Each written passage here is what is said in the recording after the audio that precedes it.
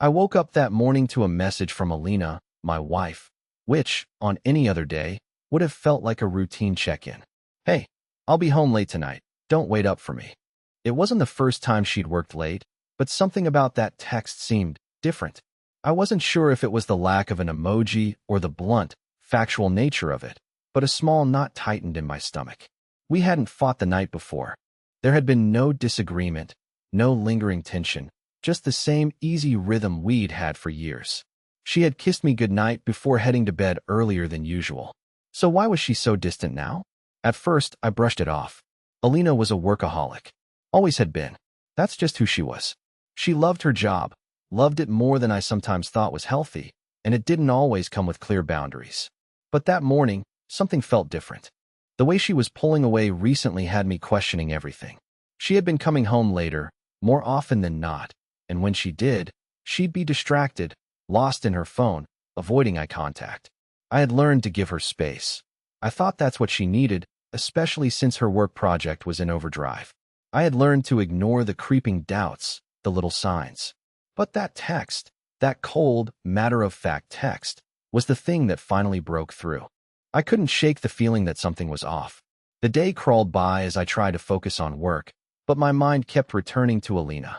By 7 p.m., I had already eaten dinner alone and was pacing around the house, picking up a book and putting it back down again. Her absence felt heavier than usual. Around 9, I sent her a text. "How's the work thing going? Want me to grab you something to eat?" No response. I thought about calling, but decided against it. She'd been busy, and I didn't want to seem needy.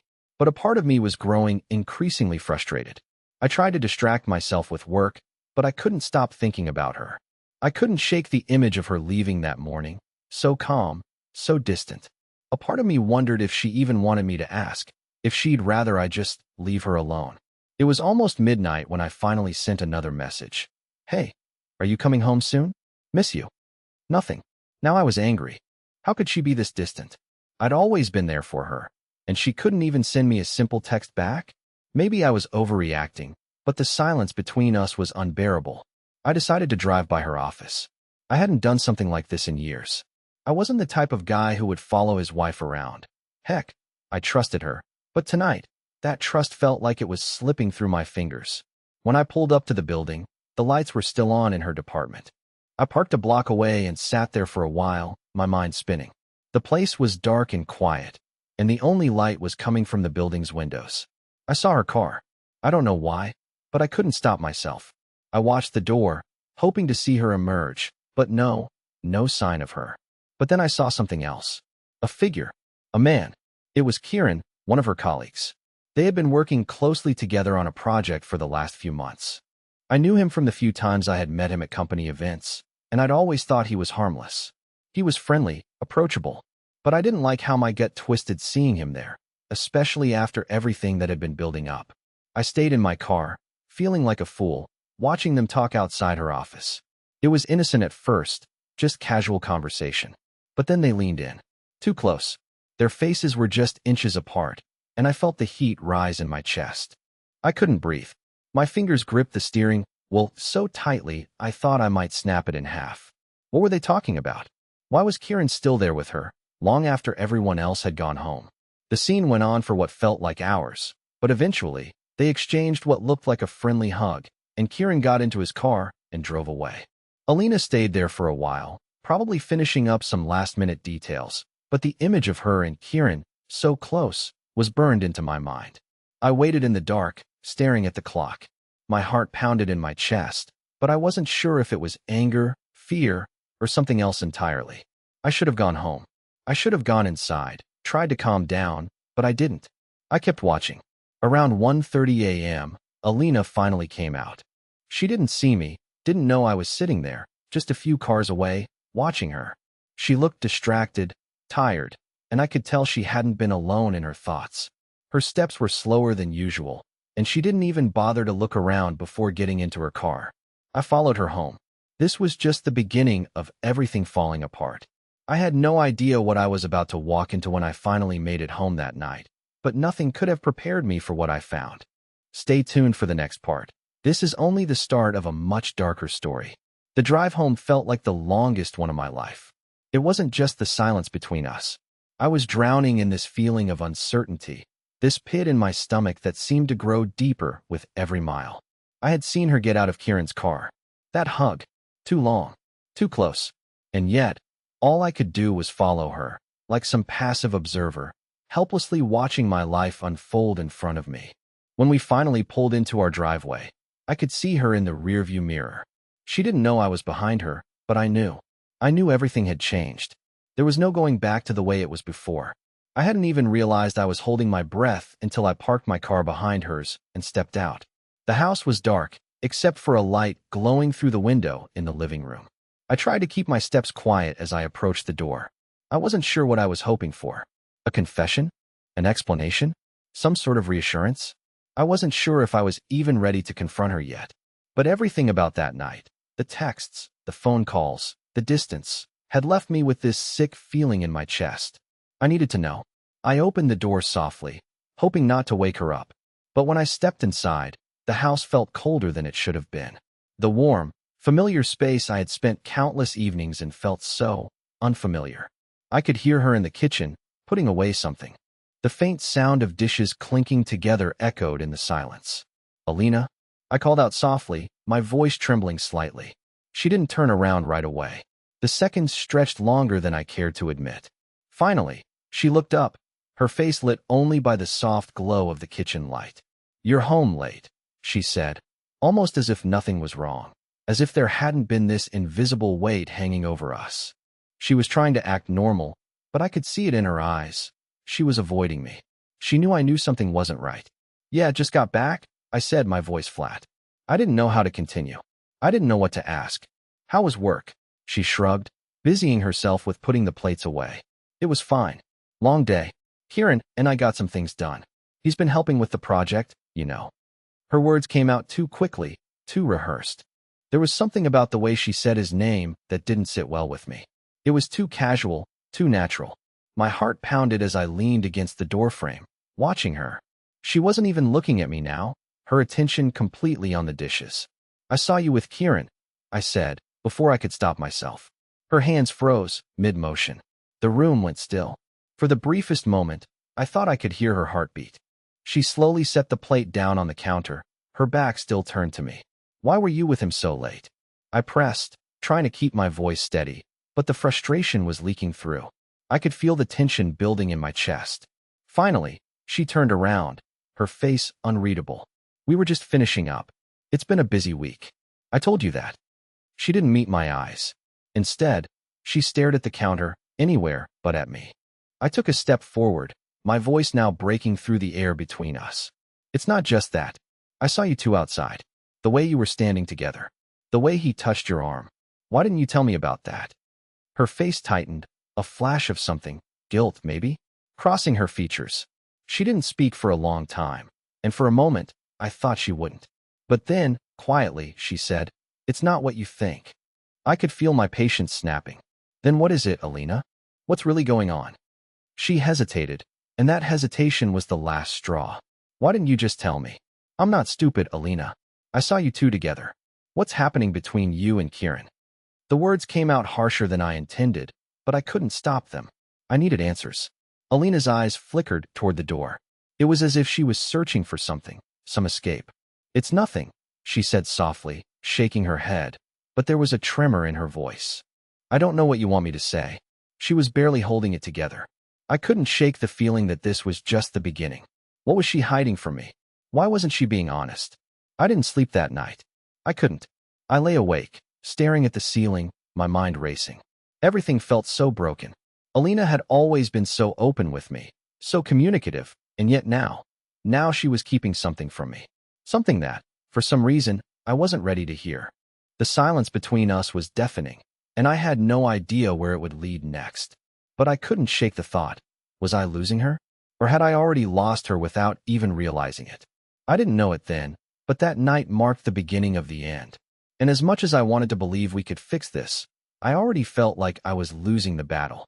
The next morning, I woke up to the sound of the coffee machine sputtering to life. It was 7 a.m., and Alina was already up, moving around the kitchen like everything was normal. But nothing was normal. I hadn't slept a wink. The events from the night before replayed in my head on an endless loop. The way she avoided my questions, the way she danced around the truth, it all made my stomach churn. I walked into the kitchen and stood there for a moment, watching her. She was humming softly to herself, but there was a tension in the air that neither of us was addressing. She hadn't even looked at me yet, and I couldn't figure out if she was pretending nothing had happened or if she was waiting for me to say something. "Good morning," she said, her voice too bright, too forced. I nodded, though I didn't know what to say. What could I say? The words felt stuck in my throat. She busied herself with the coffee, her back turned to me. I was thinking maybe we could go out for lunch later. It's been a while since we had a proper date. A date? After everything? I wanted to scream, to ask her what was going on, but I couldn't. Not like this. I didn't trust myself to speak. Instead, I sat at the kitchen table, watching her move around the room, her movements stiff. It was as if she was afraid to break the silence, afraid that if she said the wrong thing, the whole fragile web of lies she'd built would come crashing down. "You're still planning to go to work today?" I finally asked, my voice barely above a whisper. She froze for a second, but then nodded, still avoiding my gaze. "Yeah, I've got a meeting in the afternoon." I studied her. She seemed so normal, but I knew better. Something had shifted, and it wasn't just her behavior. It was me too. I was no longer the same person I had been before I saw her with Kieran. That moment in the parking lot, watching them, had changed everything. I couldn't look at her the same way anymore. "I'm going to take the day off," I said, finally breaking the silence. Alina turned to face me, her eyes narrowing slightly. "What? Why?" "I need to clear my head," I replied, standing up from the table. My legs were shaky, but I didn't care. "I can't just pretend everything's fine, Alina."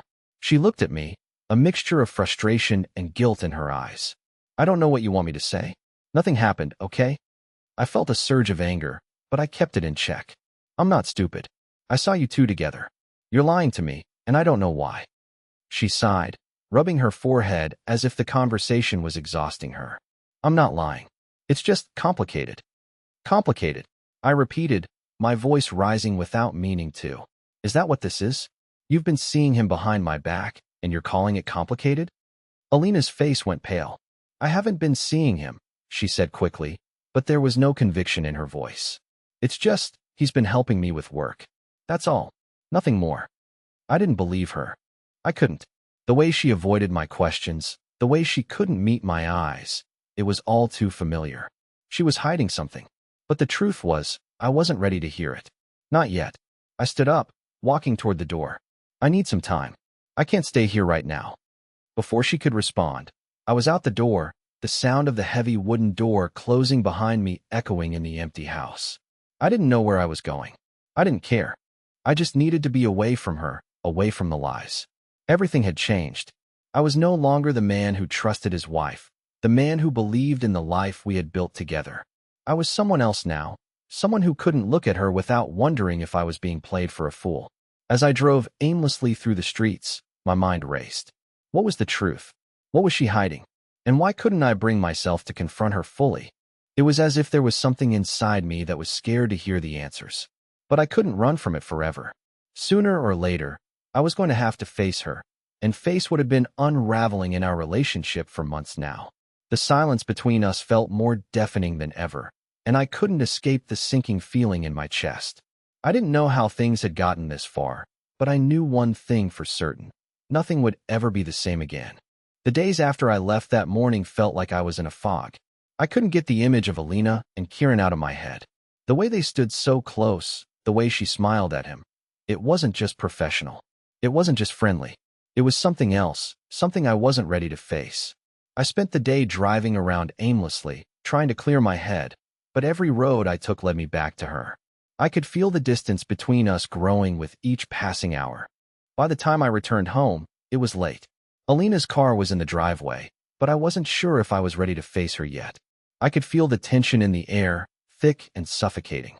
It had been weeks of this slow unraveling, and I couldn't tell if we were both still holding on, or if we were just waiting for the other to let go. I walked inside without saying a word, hoping she wouldn't be there. Maybe I needed more time to think, to figure out what I was supposed to do. But when I opened the door, she was there, sitting on the couch, staring at her phone. "Where did you go?" she asked without looking up. Her voice was so cold, so distant. It was like she wasn't even asking out of concern. She was just filling the silence between us.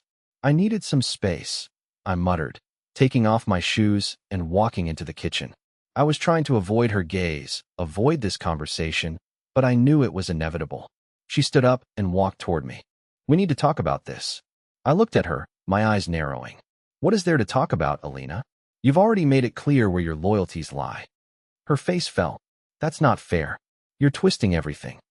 You don't think I know what's going on? I shot back, my voice rising. I saw you with him. I saw how you looked at him. How close you were. Don't lie to me. I'm not lying, she whispered, her eyes filled with something I couldn't place. Guilt? Regret? Or was it just frustration? It's not what you think. I shook my head. You've been pulling away from me for months, Alina. What am I supposed to think? She took a deep breath, looking at me for the first time with what seemed like sincerity. It's been hard. I've been feeling disconnected. From everything. From you, from my work, from my own life. I didn't know how to talk about it. I froze. So you started seeing Kieran to fix that? To fill some void? My words were laced with anger, but a part of me was hoping she would tell me I was wrong. She stepped closer. No, I never wanted to hurt you, but I didn't know how to fix everything else. I didn't know how to fix myself. Her voice cracked at the end, as though she had been holding back tears. I swallowed hard, trying to keep my composure. I wanted to be angry, I wanted to yell, but all I could feel was this hollow ache inside me. Do you even love me anymore? I asked, barely able to get the words out. Her eyes filled with tears. Of course I do, but I don't know if I can fix this.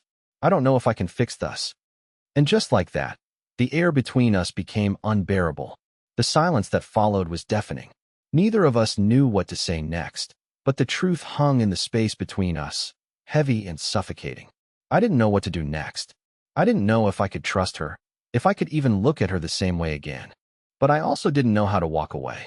It felt like I was caught in a cycle, unable to break free. The love I thought we had, the trust we'd built, seemed like a distant memory, and I couldn't figure out if it was worth fighting for anymore. The next morning, Alina left early for work without saying goodbye. I stayed in bed, staring at the ceiling, trying to make sense of everything. But nothing made sense. She was right, everything had changed. And I wasn't sure I could go back to the way it was. I tried to ignore it. I told myself that I'd let it go, that I'd let her figure things out, that I'd give her space. But every time I looked at her, I couldn't shake the feeling that she was slipping away from me. The way she moved around the house, like she didn't even see me anymore. It was like I was a ghost, and she was too busy living her own life to notice. The days passed in a blur of quiet, awkward moments. She still went to work, still spent late hours at the office, but the distance between us only grew. We no longer ate together. We no longer shared our thoughts, our dreams, or even our frustrations. We were just two strangers, living in the same house, pretending like nothing was wrong. One night, I sat on the couch, staring at the TV, but not really watching it. I was just waiting for something to happen, waiting for her to say something, anything, that would make this nightmare feel less real. Alina came in, her keys clinking as she dropped them on the counter. She didn't say anything. She just walked past me, her footsteps heavy on the hardwood floor. She was tired, I could see that. But there was something else, something colder. I turned to look at her. How was work? I asked, trying to sound casual. She didn't even look up. Same as usual, she muttered, dropping her purse on the chair. I watched her for a moment. I couldn't help it. Something inside me snapped. You know, I'm not blind, I said, my voice shaking with frustration. I know something's going on, Alina. I saw you with him. I saw how you looked at him. She froze. For a second, I thought she might say something, anything, to make it better, but instead, she just sighed. I don't know what you want from me. My heart raced, but I didn't back down. I want the truth, Alina. I want you to tell me what's really going on. I can't keep living like this, with you shutting me out. She closed her eyes for a moment, and I saw her shoulders slump as if the weight of everything was finally getting to her. She took a deep breath, then turned to face me. I didn't want to hurt you, she said, her voice soft but distant. I didn't know how to fix this, to fix myself. Fix yourself? I repeated, my anger rising again. Is that why you've been pushing me away? Because you're so focused on fixing yourself that you've forgotten about us? She didn't respond. Instead, she walked past me, heading to the stairs without another word. But I couldn't let it end like that. I couldn't let her walk away without saying what needed to be said. Alina, I called, my voice louder this time. She stopped at the bottom of the stairs, but didn't turn around. I'm sorry, okay, she said, her voice breaking. But I can't keep pretending that everything's fine. I can't keep lying to you. I didn't know what to say.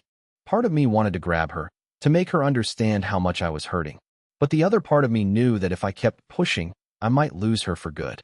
And so we stood there, both of us caught in this silent war, neither willing to fully surrender. It was as if we were both waiting for the other to make the first move, to finally admit the truth. But neither of us did. Not yet. The silence between us grew heavier, until I could barely breathe. I didn't know where we were heading, but I could feel the walls closing in. The more I tried to reach her, the further she seemed to slip away. It had been days since we'd had that conversation. The silence between Alina and me felt almost unbearable. She still went to work, still stayed out late, but I had stopped asking questions.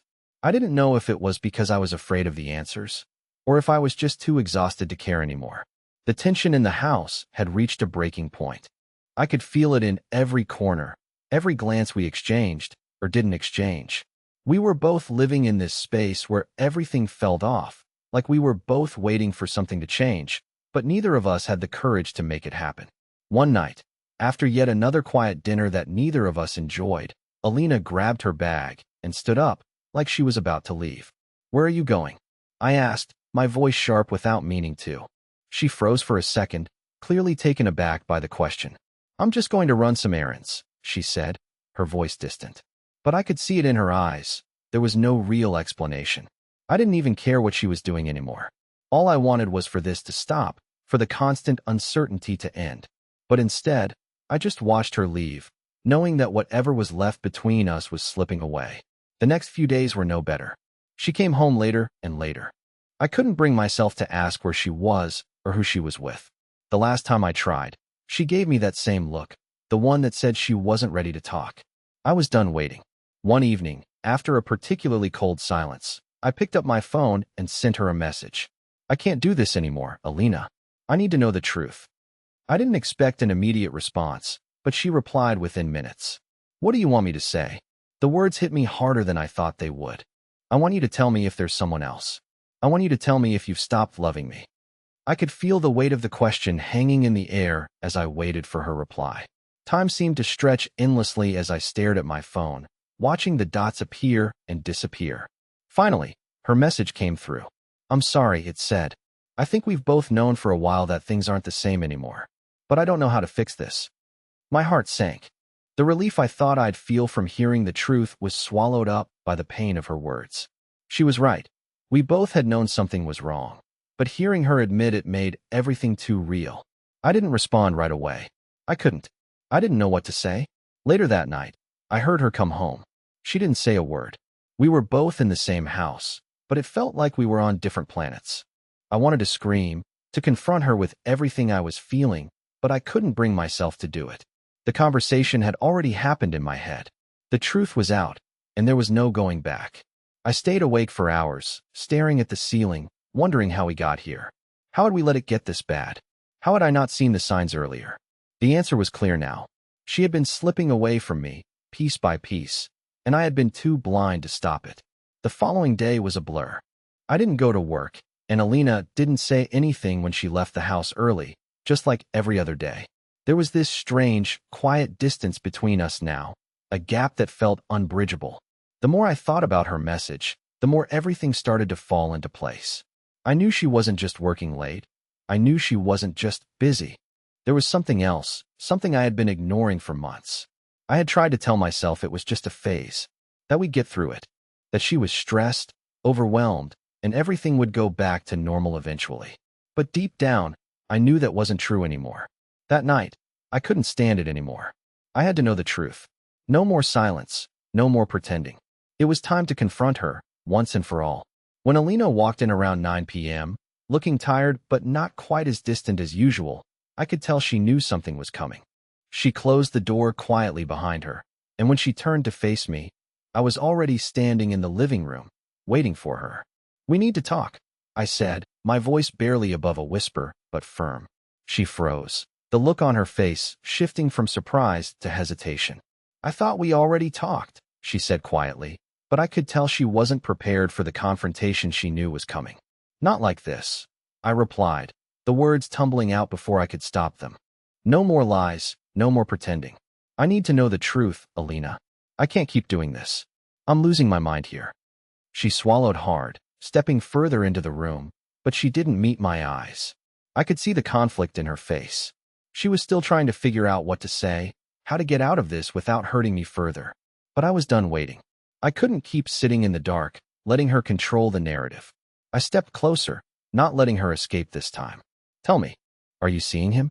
I asked, my voice breaking despite myself. For a long moment, there was only silence between us. She looked like she wanted to say something, anything, but the words were stuck in her throat. I saw the guilt in her eyes, the way she shifted on her feet like she was trying to find an answer that would make everything okay again. But I knew there was no answer that would fix this. Not now. Finally, she exhaled, her shoulders sagging in defeat. "Yes," she whispered, barely audible. "I've been seeing him. But it's not what you think. I never wanted to hurt you." The words hit me like a punch to the stomach. I had suspected it, but hearing it from her mouth was something else entirely. My chest tightened, and I couldn't breathe for a moment. "Why?" was all I could manage to ask. "I don't know," she said, her voice shaking now. "I was just so lost. I didn't know how to talk to you anymore. I didn't know how to fix everything. I thought maybe if I had someone else to talk to, it would help. But I was wrong. I've been so selfish." I stood there, stunned. It felt like the ground had shifted beneath me. I had no words, no responses to give. How could I? This wasn't the person I married. This wasn't the woman I had trusted with everything. "You should have told me," I finally said, my voice low and broken. "I would have listened. I would have helped you. But you chose to keep it from me. You chose to lie." "I know," she whispered, tears welling up in her eyes. "I'm sorry. I don't know why I did it. I never meant for it to go this far. But now, I don't know what to do. I don't know how to fix this." I couldn't speak. My heart felt like it had been ripped out of my chest. The pain was too much, too overwhelming. I wanted to scream at her, to shake her, to make her understand how much she'd hurt me. But I couldn't do any of that. I was paralyzed, just standing there, listening to her cry, knowing that nothing would ever be the same again. I turned away from her, my hand gripping the edge of the table, trying to steady myself. "I don't know if I can forgive you," I said, my voice barely a whisper.